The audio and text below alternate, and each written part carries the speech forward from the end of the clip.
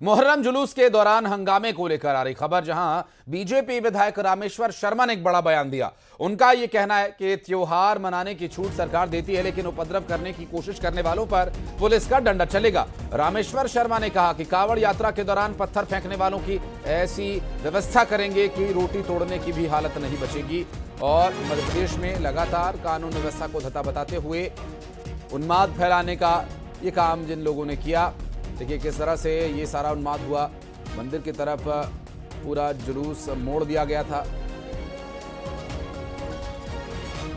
इसलिए मुहर्रम हो, ईद का पर्व हो या कोई भी हो, नमाजें पढ़ो, कोई परेशानी नहीं। मुहर्रम के जुलूस निकालो, कोई परेशानी नहीं। चाहे जितनी छाती पीटो, कोई परेशानी नहीं है। निर्धारित मार्ग पर अगर बाबा साहब अंबेडकर का संविधान कानून आपने हाथ में लिया तो डॉक्टर मोहन यादव जी की सरकार के डंडे आप में पड़ेंगे। कानून के शिकंजे में आप कसे जाओगे, आपको जेल जाना पड़ेगा, न्यायालय आपको सजा सुनाएगा, किसी भी अपराधी को बख्शा नहीं जाएगा। इतना ध्यान रखना। आम नागरिक हो या पुलिस अगर इन पर हाथ उठाया है तो। और वासु हमारे सहयोगी इस वक्त हमारे साथ जुड़ गए। वासु, मुहर्रम के जुलूस के दौरान इस तरह का उपद्रव होगा, ये आशंका पहले से नहीं थी, अन्यथा ये व्यवस्थाएं कुछ इस तरह से होनी चाहिए थी कि कोई व्यवस्था ना हो। लेकिन अब जिस तरह से रामेश्वर शर्मा ने चेतावनी दी है, क्योंकि पहले छूट दी गई, लेकिन अब छूट सिर्फ त्योहार मनाने की होगी, उपद्रव मचाने की नहीं।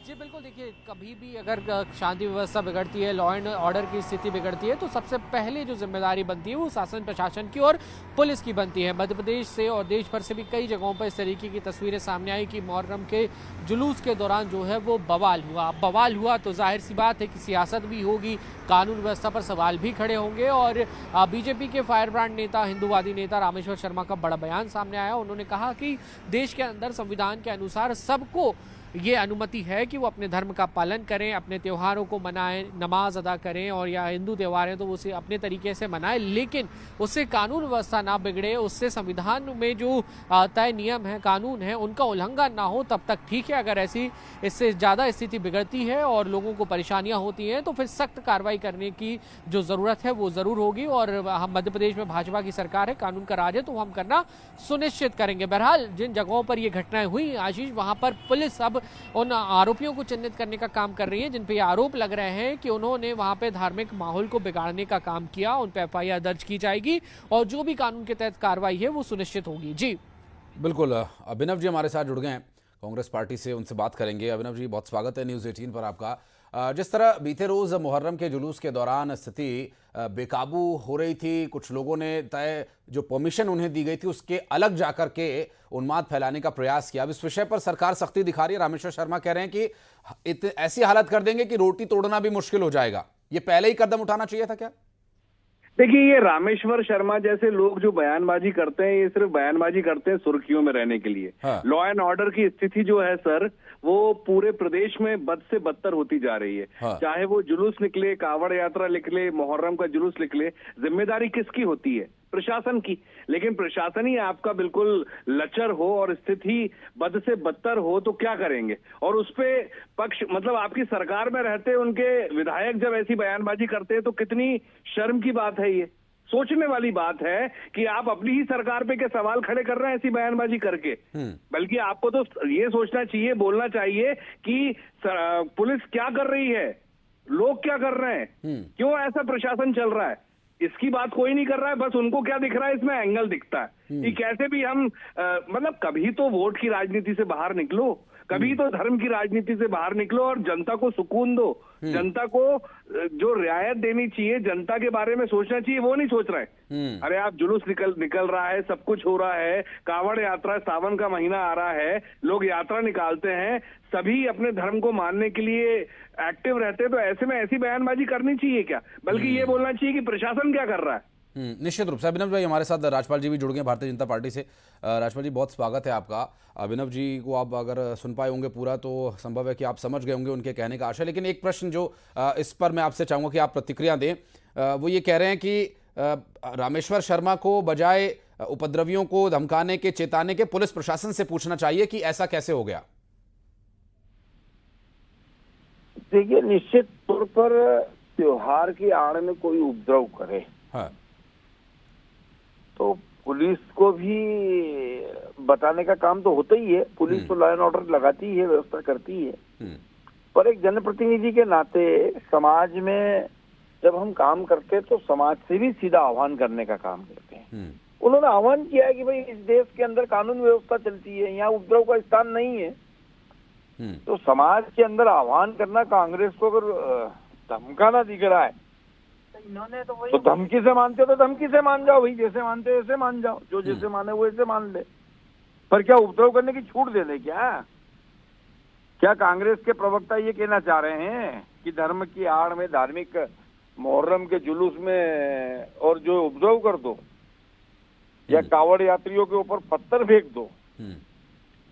तो ये आह्वान करना चाहिए क्या? ये आह्वान होगा ना कि अगर कोई करेगा तो अलाउ नहीं है।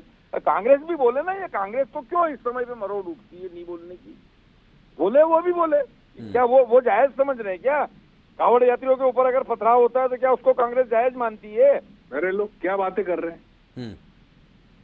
तो जब बोलेंगे सही, ठीक उसमें क्या है, है? जवाब ले लेते हैं। अभिनव जी कुछ कहना चाह रहे उज्जैन में कावड़ यात्रियों के ऊपर पत्थर फेंकने का काम किया था। देखिए, अब आप मेरे को बोलने दीजिए एक मिनट। जी जी, नहीं है वहाँ पे। मुझे बोलने दीजिए एक जी मिनट। अभिनव जी।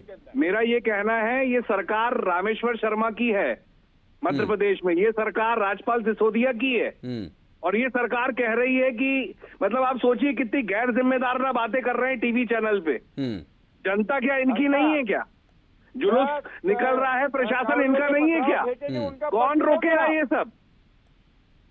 कौन रोकेगा बताइए? रोकेंगे, कौन रोकेगा? सरकार नहीं रोकेगी तो कौन रोकेगा? ये बयानबाजी करके क्या दिखाना चाह रहे हैं? आपको क्यों पेट दर्द हो रहा है? हम ही तो रोक रहे हैं, और कौन रोक रहा है? अरे किसको पेट दर्द हो रहा है? पूछ चैनल वाले रहे, जवाब दो ना। किसी के पेट में दर्द नहीं हो रहा है, जनता परेशान हो रही है, लॉ एंड ऑर्डर संभल नहीं रहा है और बातें करने में चले आते हैं कुछ भी। तुष्टीकरण में अंधे हो गए हैं आप लोग। बस तुष्टीकरण की बातें करने लगते हैं, हिंदू मुसलमान, बस यही करना है। जनता से तो कोई मतलब ही नहीं है। मुसलमान या हिंदू का तो अभी कहीं नाम आया नहीं, आपने सबसे पहले ये नाम लिया है। लेकिन एक बात और, मैं अब प्लीज सुनिएगा, एक प्रश्न छोटा सा और अभिनव जी, राजपाल जी, दोनों से ये प्रश्न रहेगा।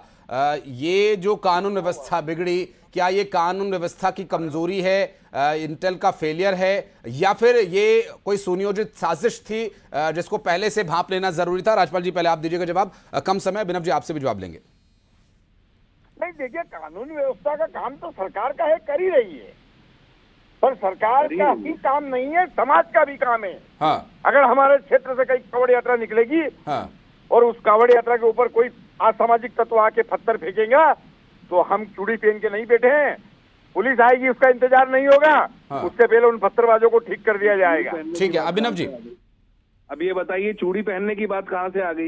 ये फिर आप इसे पर्सनली क्यों ले रहे हैं? चूड़ी पे वो कानून व्यवस्था की बात हो रही है, आप ये बताइए कि ये इंटेल का फेलियर था, कानून व्यवस्था का फेलियर था, या ये कोई सुनियोजित साजिश थी? क्या कहना चाह रहे हैं? कानून व्यवस्था इन्हीं के हाथ में है ना जी। कोई भी जुलूस निकल रहा है, कुछ भी हो रहा है, तो इसकी जिम्मेदारी किसकी है? इसको सुचारू रूप से चलाने की सरकार की है कि नहीं है?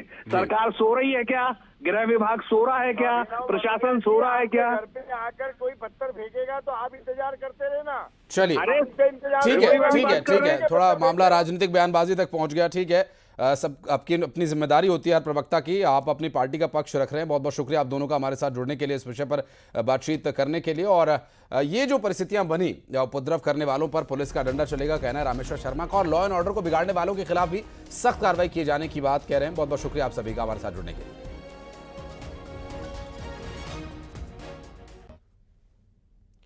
और अब बढ़ते हैं आगे, फटाफट अंदाज में दिखाते हैं आपको 100 बड़ी खबरें।